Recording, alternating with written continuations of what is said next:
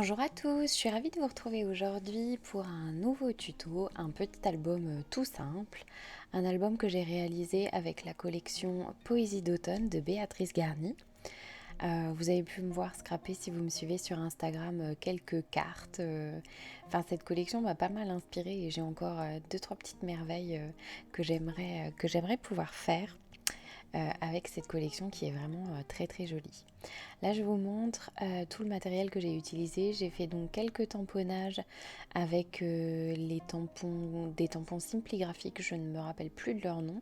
J'ai aussi fait des découpes avec les toutes petites feuilles, c'est mes petits ciseaux. J'ai aussi coupé des tasses et des petites théières dont j'ai pas pu me servir, mais je leur trouverai je leur trouverai prochainement un usage. J'ai utilisé bien sûr le die qui vient de la collection de Béatrice. Et puis voilà. Euh, je crois que c'est à peu près tout. Il y avait aussi d'autres die, mais c'est des simpli graphiques. Là, je vous montre le papier que j'ai utilisé. C'est crème de noisette de chez Basile. Il y a aussi un faux uni de chez Florilège. Et puis du blanc, un classique DCP. Je crois que c'est du 225 grammes, si je ne m'abuse. Ensuite, je pense, j'ai fait un nouveau système, j'ai collé des post-it avec les mesures. Au pire du pire, je vous les remets en description si jamais c'est passé un petit peu trop vite. Mais c'est un album qui est tout bête, hein. J'ai fait une reliure en U, enfin une charnière en U, parce que j'avais pas trop le temps. Donc j'ai pareil au plus pressé. Et puis pour pouvoir profiter un maximum pour scraper. Parce que je vous l'ai déjà dit, mais je suis en pleine reconversion professionnelle. Donc du coup, j'avoue que ça me laisse très très peu de temps pour scraper, pour filmer, parce que ça prend aussi beaucoup de temps. Et puis pour monter une vidéo, je ne vous dis que ça. Avant, là où je pouvais mettre une semaine, là il m'a fallu presque trois. Entre le moment où j'ai scrappé l'album, fait les photos, monté la vidéo et où je vais pouvoir vous la poster, il se sera passé un certain nombre de temps. Mais bon, on fait quand même, je vous avais prévenu. Mais c'est pas grave, je pense que voilà, ça m'obligera à avoir des projets un peu plus construits. Et voilà, si je veux pouvoir vous faire au moins une vidéo par mois, il va falloir que je m'organise. Donc ici au niveau de la déco, j'ai fait très très simple. J'ai découpé dans un des papiers ces grandes feuilles que je trouve vraiment vraiment très élégantes. J'ai ajouté simplement une petite photo. On voit de l'aubépine, je crois que c'est des photos que ma sœur a faites. Donc j'ai partagé nos photos. Il y a les nôtres, les siennes, les miennes. J'ai mixé pour pouvoir faire un album pour avoir le 100% photo fait maison. Parce que je trouve ça un peu plus, comment je pourrais dire, un peu plus vrai, entre guillemets.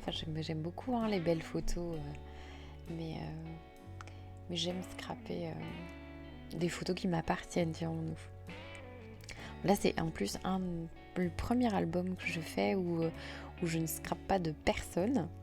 Notamment, je ne scrape pas les enfants, mes neveux et nièces. C'est relativement rare pour le souligner. Je pense qu'il y en aura d'autres comme ça. À défaut d'avoir le temps de se faire une petite séance photo. Ici, vous voyez, j'ai utilisé sur la première page aussi, j'ai acheté un ruban. Je crois que je sais plus trop ce que c'est.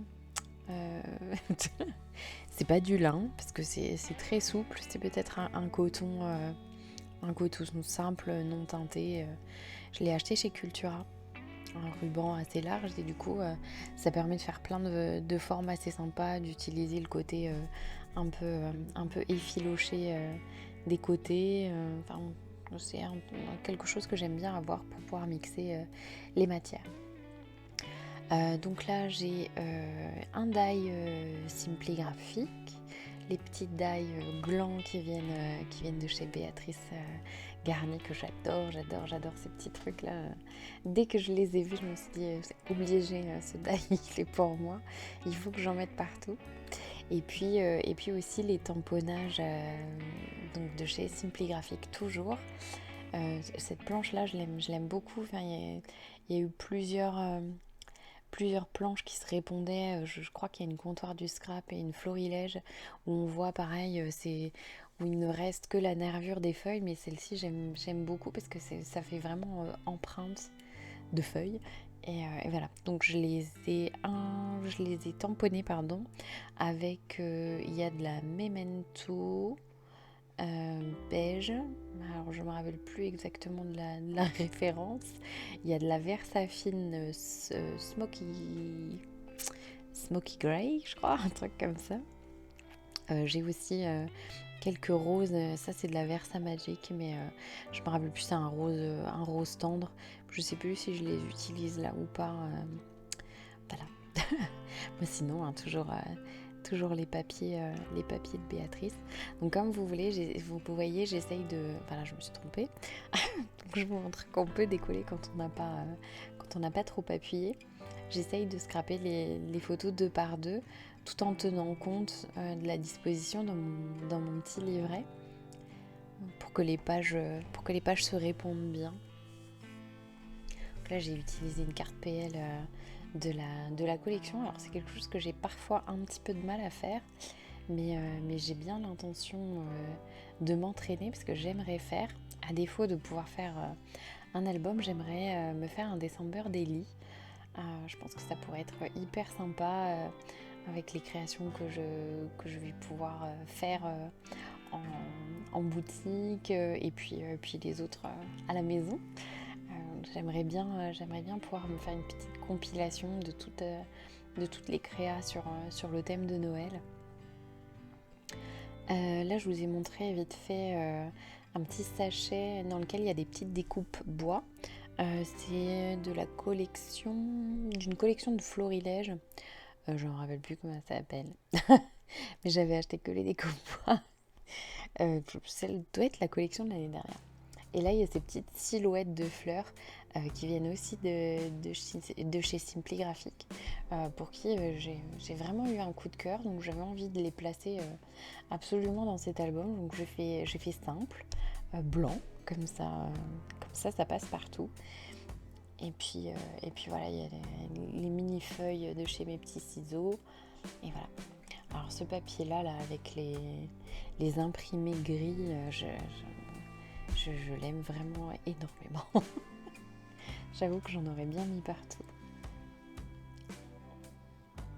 Donc la petite carte, je l'ai simplement matée sur le papier de la collection pour rappeler la page d'à côté. Et puis je vais utiliser la même feuille dans l'autre sens pour qu'elle se réponde un petit peu avec un petit mot. Ça, c'est les petits mots qu'on trouve dans la feuille à découper qui est donnée avec le lot de papier. Donc là, ici, je vais me servir des aquarelles, des pigments de Léo. Donc je vous ai déjà parlé moult fois. Donc je mélange un rose, je ne me rappelle plus comment ça s'appelle, rose Rio, je crois que c'est. Un truc comme ça, avec du vert Monte Carlo et bien dilué. C'est quasiment le vert identique aux feuilles que Béatrice a pu mettre dans la collection. Donc voilà, j'étais assez contente. Le vert est un beau rendu, puis avec un petit champi, je trouvais ça trop chou. Donc là, j'ai découpé pareil dans un des papiers un petit écureuil. Et vous voyez le vert, je le fais passer assez vite. Il est un peu plus marronné sur le petit motif avec les glands, mais bon, c'est pas bien grave. Là, vous voyez, j'aime vraiment beaucoup tout ce que permettent de faire les aquarelles. C'est vrai que je m'en sers. Je m'en sers pas forcément toujours dans le scrap, mais c'est vrai que ça peut être super intéressant pour trouver la couleur qu'il faut, la nuance exacte. C'est d'ailleurs souvent pour ça que je les utilise. Alors je colorise avec, mais j'avoue que j'aime bien peindre simplement des petits motifs. Bon, je m'entraîne, hein, c'est rarement parfait, mais c'est vrai que c'est quelque chose qui me plaît. Enfin, c'est comme ça que je les utilise davantage. Donc là, je vais mettre le deuxième champignon. Donc la première photo, c'est une photo de ma sœur. Et la deuxième, c'est moi. Je suis allée me balader au même endroit et j'ai retrouvé le même champignon, euh, mais qui avait grandi. Donc vous voyez son évolution.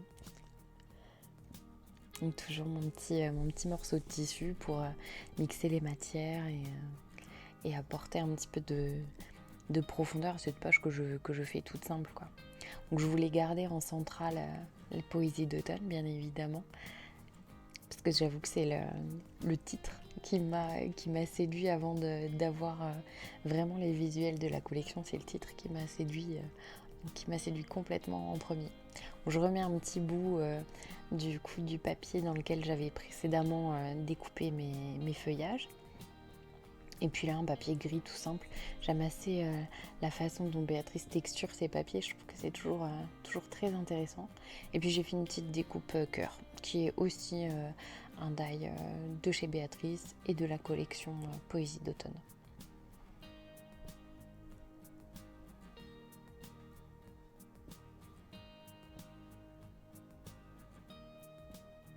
Encore un champignon.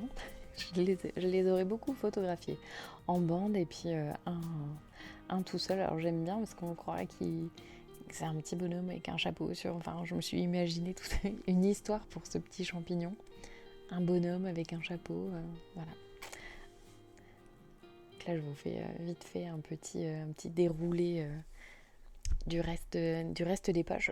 Je pense vous les avoir toutes montrées. Au pire du pire, vous avez le visuel de la fin si j'ai oublié d'en filmer une ou deux. Il y a des petits moments où je me suis surprise à avoir oublié d'allumer la caméra. Donc, j'espère que théoriquement, ça ne devrait pas poser problème.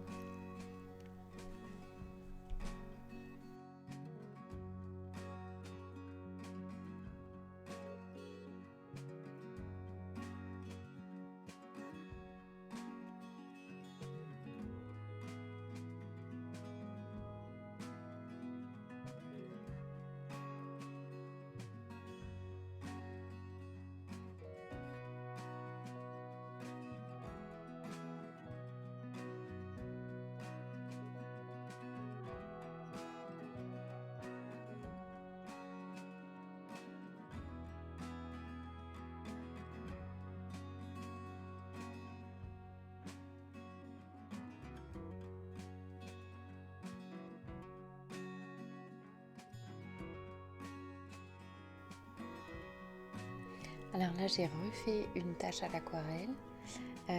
Ce coup-ci sur un papier couleur crème de noisette. Du coup, c'est un rendu complètement différent. Où j'ai utilisé le rose Rio. Et oui, c'est un rendu un peu plus, je sais pas comment dire. La tache, c'était vraiment comme crémeuse, comme ça. C'était vraiment assez sympa. Un beau rendu, je trouve, sur le basil. Ça a un petit côté un peu particulier que j'aime bien. Donc voilà, toujours je me sers de mes petites feuilles préalablement découpées. J'essaye de mixer un petit peu les formes parce que souvent j'ai tendance à réutiliser les mêmes. Donc là je m'arrange un peu parce que ça a gondolé. Et ensuite, j'ai oublié de filmer, mais j'ai collé au scotch rouge. J'ai superposé donc chacune de mes charnières et j'ai fait mes trous à la crocodile. Donc ensuite, ne faites pas comme moi, ne collez pas votre page centrale avant de passer la ficelle au travers, parce que sinon il faut tout redécoller proprement et c'est pas forcément une partie de plaisir. Et puis ensuite, avec une simple ficelle, je viens enfiler tout l'album. Donc le fait de l'avoir préalablement collé, ça m'évite que ça se balade trop dans ma charnière. Finalement, j'ai que la petite page plus petite au milieu qui est mobile, et ça m'arrange plutôt pas mal. Donc là, on passe à la couverture, et comme pour les pages, je vous écris en gros les dimensions, et ensuite on va faire comment je peux dire, une couverture très très simple. J'ai utilisé ma colle F Déco, mais j'ai utilisé la colle universelle parce que pour l'instant je n'ai plus de colle. Et puis j'utilise un peu tout le stock que je peux avoir. Et là je vais pas me servir d'outils de reliure, enfin je vais pas me servir de mes petits thés là d'ordinaire, je m'en sers toujours, je le fais un peu au pifomètre. Pour avoir environ, il y a 2 mm, je me sers quand même de la règle, je me positionne à peu près correctement. Enfin, j'essaye d'être le plus droite possible, bien évidemment. Et puis sur mon papier de reliure, j'ai tracé à chaque fois l'espacement que je voulais avoir, tout ça, mais j'ai à peu près entre 2 mm, 2 et 3 mm à peu près. Ce qui suffit hein, pour avoir une bonne ouverture et fermeture de l'album. C'est vrai qu'à un endroit, je crois que c'est la première de couverture d'ailleurs, j'aurais pu être un tout petit peu plus généreuse en espace, mais je pense que j'ai rebougé après parce que il était un petit peu rigide l'album, mais après en travaillant un petit peu la reliure, ça se passe très bien. Donc c'est pour montrer qu'on peut aussi faire des trucs un peu au pif parfois quand on veut aller vite et voilà, je vais perdre en précision. Faute de temps, non je plaisante, mais voilà, on peut aussi ne pas être archi rigoureux. Je dirais que le compas dans l'œil, ça marche aussi quoi. Donc là, toujours avec ma colle universelle, je la fais éplucher pour être tranquille. C'est là que je vous disais, je trouvais qu'il manquait un peu de souplesse, mais en le retravaillant un peu, finalement j'ai obtenu exactement ce que je voulais quoi. Donc de la même façon, je vais venir coller les couvertures extérieures, les papiers décor. Là, je vais venir simplement découper. Je vais quand même faire des angles là ce coup-ci, je coupe pas à ras, mais je vais me servir de mon tout petit réglé pour pouvoir avoir justement la même quantité de papier partout, ce qui va me permettre de faire de jolis angles après, puisque je voulais faire des angles. Voilà. D'habitude, j'aime pas faire ça, mais finalement, avec mon petit outil, là, j'y prends goût, j'en fais plein. Moi qui disais détester ça, et finalement on change d'avis. Donc là je colle l'autre côté de ma couverture. C'est surtout que faire des angles en fait ça permet de pas être obligé d'attendre que ça soit parfaitement sec. Pour être tout à fait honnête, je voulais vite en avoir fini avec cette couverture. Et j'avais envie d'avoir un rendu le plus rapide possible. Donc là, comme je vous le disais, je me sers de mon petit réglé du coup pour avoir... elle fait un tout petit peu plus d'1 centimètre de large. Donc du coup, j'ai vraiment la même quantité de papier partout. Là, j'aurais dû affûter ma lame avant de m'amuser à couper puisqu'elle ne coupe rien. Mais bon, c'est pas bien grave. Donc là, je travaille légèrement mon papier sur le rebord de couverture. Et puis ensuite, je vais venir tout coller. Donc pareil, je vais finir mon bâton de colle. Là d'ailleurs, je suis agréablement surprise de cette colle là qui franchement, j'aime bien. Je trouve qu'il y a un rapport qualité-prix qui est vachement intéressant. On peut l'acheter en gros lot sur Amazon et ça vaut franchement le coup, je trouve. Par rapport à d'autres colles, après vous me connaissez, je suis pas archi fan de la colle liquide, de la colle blanche, tout ça je l'utilise très peu parce que je trouve que quoi qu'on fasse, même la meilleure colle qui soit, je sais pas, je dois trop en mettre, mais j'ai toujours tellement peur de faire gondoler mon papier que c'est vrai que c'est pas une option que je prends. J'aime pas trop, donc je préfère mixer avec mes colles mes colles traditionnelles. Et je pense que la colle en bâton scotch, ça va devenir un de mes inconditionnels.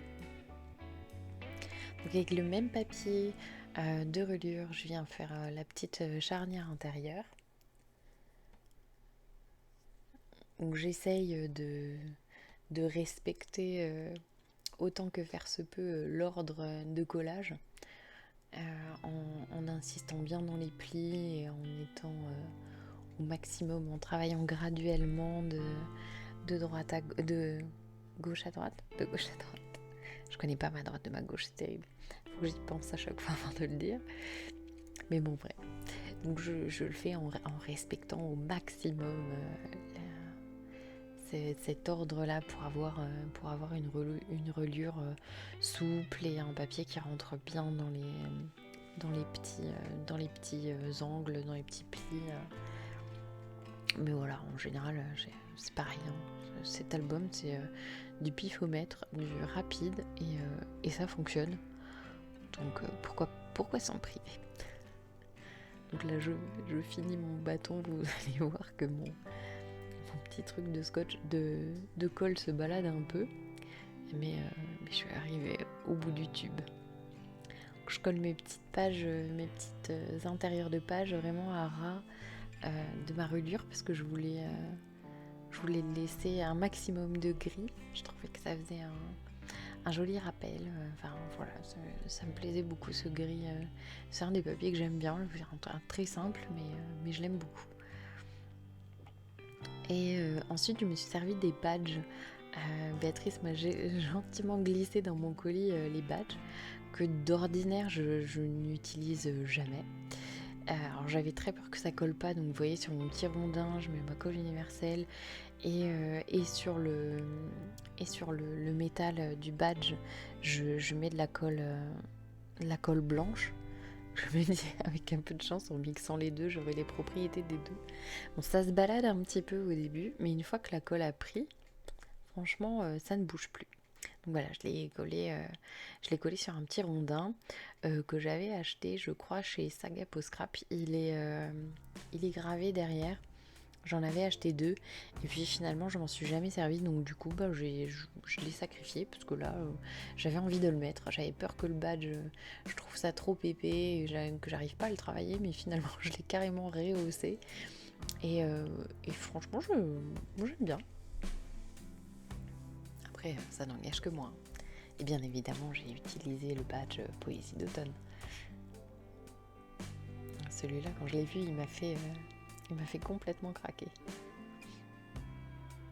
Donc après je fais des petits trous pareil dans ma reliure. Alors là j'ai absolument rien fait d'extraordinaire, j'ai même pas mis d'œillet, rien du tout. Je fais un simple nœud et puis après en tout dernier vous allez voir je me rends compte que j'ai des petites breloques qui traînent et une petite pomme de pin, donc du coup je la rajoute, mais vraiment par pur hasard. J'ai une lumière, je me dis allez faisons un petit nœud. Bon, j'hésite un peu sur le nœud que je dois faire et puis voilà, finalement je vais le laisser traîner au bout d'une ficelle, 2 petits nœuds et puis c'est réglé. Ça fait un petit kiki qui se balade là, et voilà. Et du coup cet album est terminé et je suis super contente parce que pour une fois je vous ai fait une vidéo courte. Je vais vous laisser gentiment avec la présentation finale de cet album. Peut-être qu'on se retrouve très vite, mais peut-être pas. Enfin, je sais pas trop encore, j'ai plus de programme de vidéo, donc je ne sais pas. Je vous dis au plaisir. Comme toujours, je vous dis un grand merci pour avoir regardé cette vidéo. Je vous invite à la liker, à me mettre un petit commentaire si le cœur vous en dit. Et puis toujours en barre d'infos, je vous mets le lien vers mon Instagram sur lequel par contre je suis un petit peu plus assidue. Voilà. Encore merci 1000 fois et puis j'espère quand même à très vite.